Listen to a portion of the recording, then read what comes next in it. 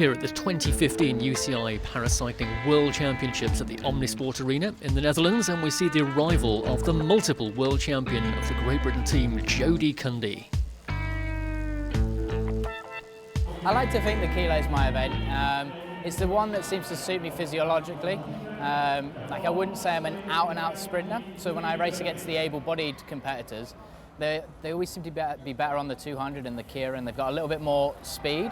But on the kilo, I'm a lot closer to them. So I think the kilo is kind of my natural kind of forte.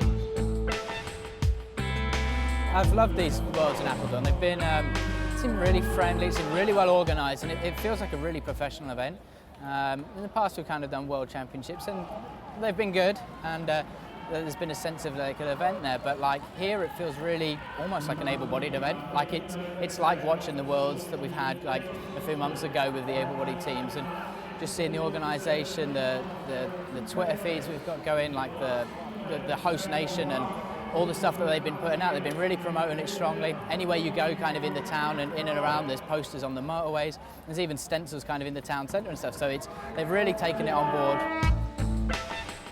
This is my racing prosthetic. Up to here is identical to this leg. Like they're both the same. It's a normal socket system. It's a air release kind of deal. We have a valve on the back.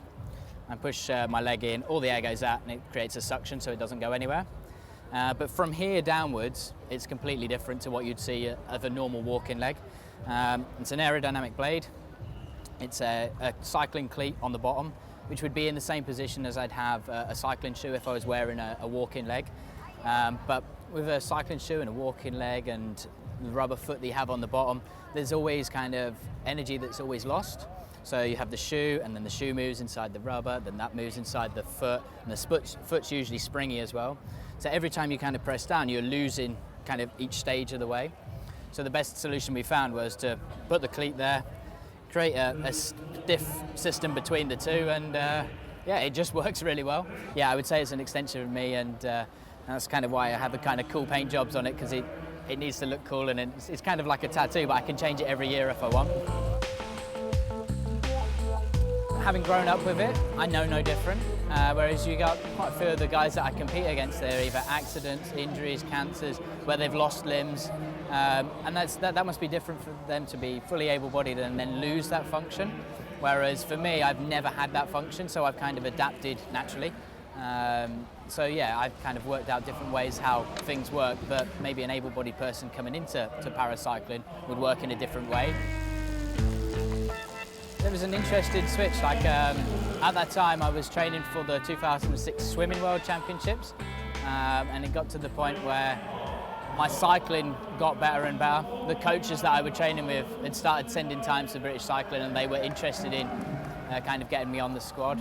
When I moved to the cycling team, I found out I was actually more naturally gifted on a bike than I was in a swimming pool. And then the first race I rode, which was one of the Paralympic World Cups in Manchester, we broke the world record in the team sprint, and I was offered a place on the team. 3 months later, I won a world title in the kilometre time trial, and yeah, haven't lost it since.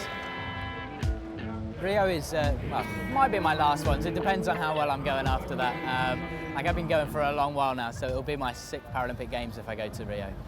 Things are going really well. The motivation is still sky high to come here and still do personal bests, kind of at 36, like you say.